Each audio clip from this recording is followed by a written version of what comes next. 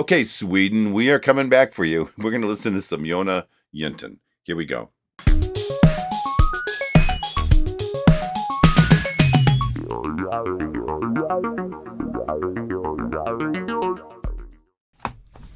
Hey guys, it's Bob. Welcome back once again to Modern Life of the 70s Mind. I hope you guys are having a great day.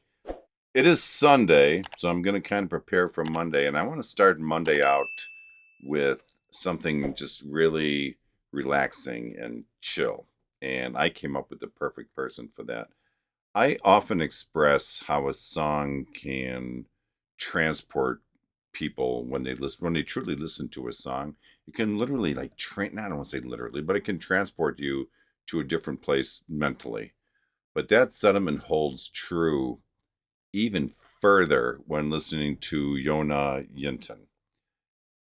It goes beyond just auditory perception, if you will. It becomes literally this multi-dimension experience when you listen to her music.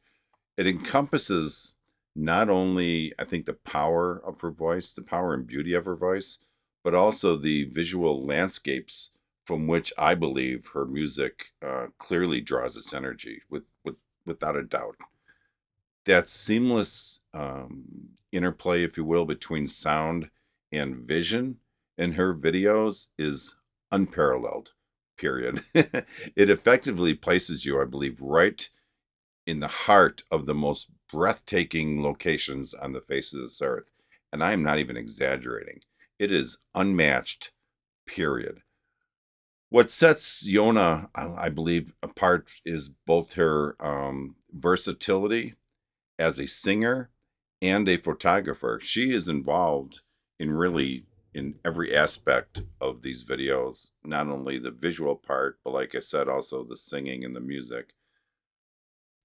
I've never used this phrase to describe anyone before, but she is really the binding force, if you will, that unites these various elements and creates this cohesive and awe-inspiring video experience. There's no one like her, period. So get ready. We are going to sit back, we're going to chill a little bit, and we're going to listen to Yona. Let me get my headphones on, and I will be right back. Hold on.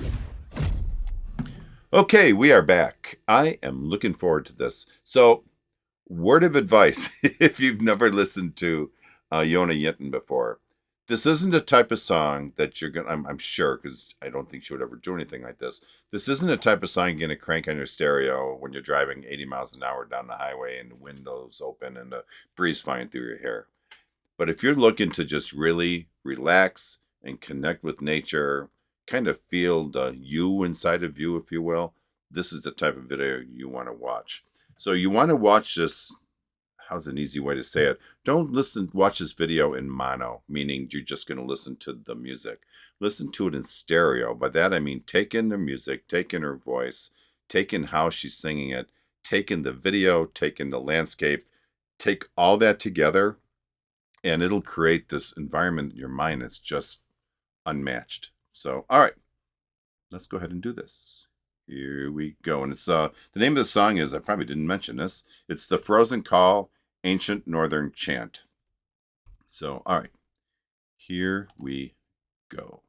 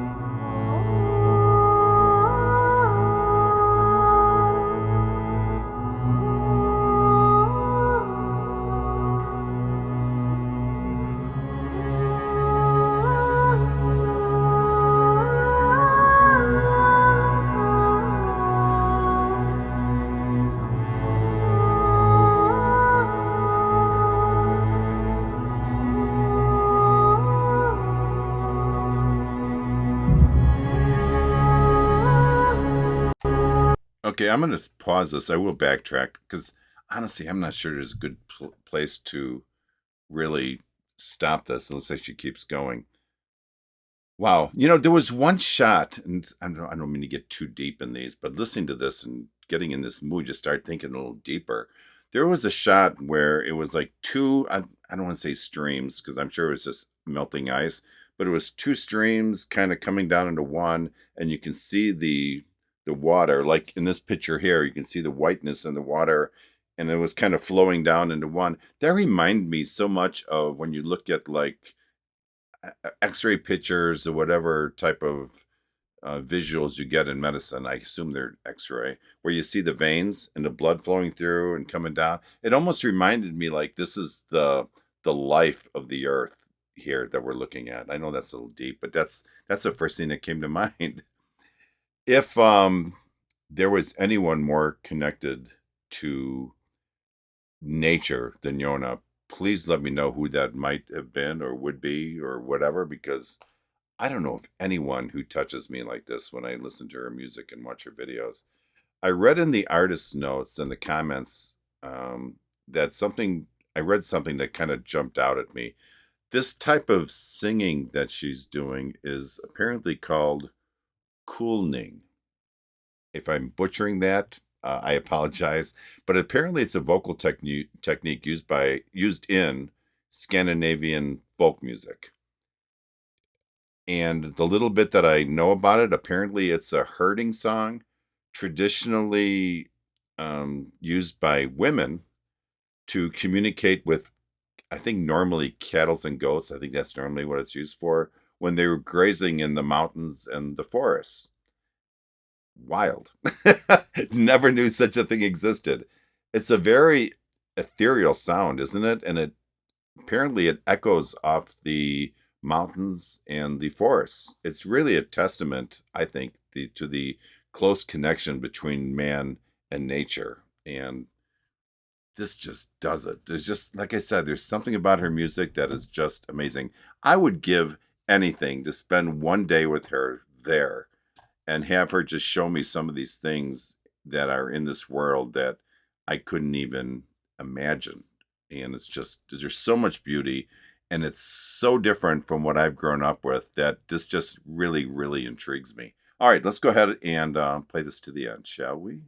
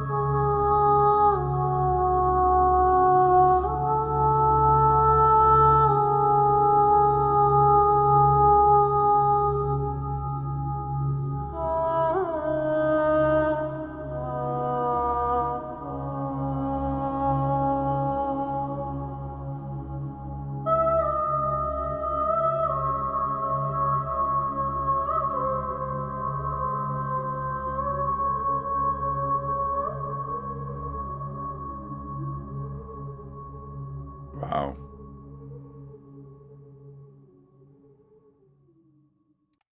That is crazy, crazy good. That drum beat that she was doing doesn't that kind of remind you of like a heartbeat? Almost like the heartbeat of the earth. I just think again, I'm telling you, I go deep when I listen to her music. It just and I'm not responsible for that. It's her fault because she drags me into that spot. But wow, that was just wonderful, wonderful, wonderful. So, can you be any more chilled than you are right now? I mean, I told you, you listen to this, and if you listen to it and watch it and be part of that, you're just, ugh. I mentioned kulning, and again, I hope I'm pronouncing it close earlier. But the other thing that jumped out at me was the use of this instrument. And I did research this song, and one of the things they mentioned was the drum and the horn. And apparently, it's called a buckhorn or a goat horn. You see her playing it in this video, and I'll post a picture of it right here somewhere so you can see which one I'm talking about. It's basically a curved, again, this is the little bit I know about it. It's a curved horn, if you will, that's played in traditionally Scandinavian music. It's hollowed out and apparently has these finger holes to control the pitch. But I also saw her kind of grabbing the top of it. And I don't know if by covering some of the airflow in the top, if that affects the pitch as well.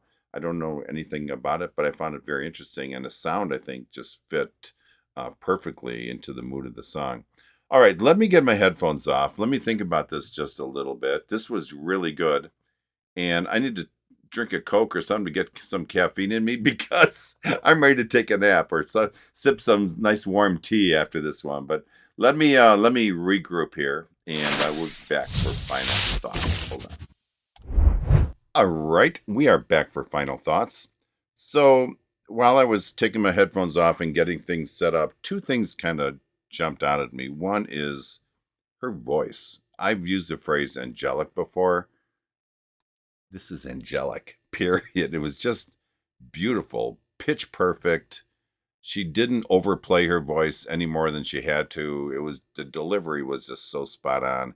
And then you take that and the minimal instruments she used, minimal but impactful instruments, I should say, because they really did. When she used them, you felt them, and it became truly part of the song.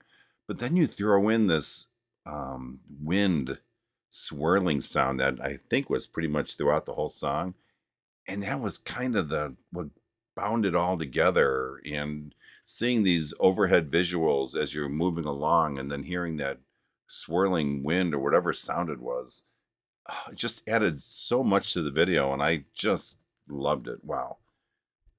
As I've hinted, and maybe I've even said, this video would lose 50% of its impact if you took the video part of it out. The sound and the visuals are just so closely connected here. I know I keep saying that, but I don't know in any video if it rings more true than on her videos. Her voice is flawlessly exquisite, if you will, and almost beyond comprehension. It's that, I don't know, I'm looking for words here. I always get caught up. It's that purity and this clarity, and probably more important, this emotional depth that you just don't come across very often in a lot of videos. No, like I said, this is not the song you're going to crank up in your car stereo. What it is, though, it's almost like this portal to connecting your soul to nature. And I really think that's exactly what she's trying to bring across to us as a listener. And I think she's doing it perfectly. Throw in the visual artistry on top of everything, and you have just as deeply immersive experience. I love this. I think it speaks to people in truly powerful ways. At least it does me. And it also reminds us of the beautiful, I think, gift that nature has handed us. It's our privilege to be able to sit back and enjoy all these things that have been given to us. So thank you, Yona, for reminding me and probably many of us listeners what a beautiful, beautiful world we live in. I hope you enjoyed this because I definitely did.